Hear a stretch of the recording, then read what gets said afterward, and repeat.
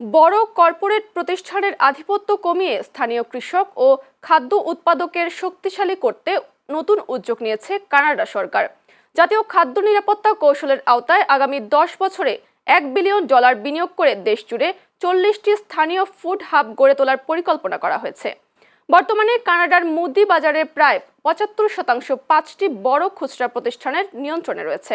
এর ফলে কৃষকেরা ন্যায্য দাম থেকে বঞ্চিত হচ্ছেন এবং বাজারে প্রতিযোগিতা কমছে বলে অভিযোগ রয়েছে। বিশেষজ্ঞদের মতে, স্থানীয় ফুড হাব কৃষকদের নতুন বাজার তৈরি ও বড় প্রতিষ্ঠানের ওপর নির্ভরতা কমাতে সহায়ক হবে। তবে এর ফলে ভোক্তাদের খাদ্যপণ্যের দাম কতটা কমবে তা নিয়ে সংশয় রয়েছে। সরকারের লক্ষ্য স্থানীয় খাদ্য উৎপাদন, সংরক্ষণ ও সরবরাহ ব্যবস্থা শক্তিশালী করা।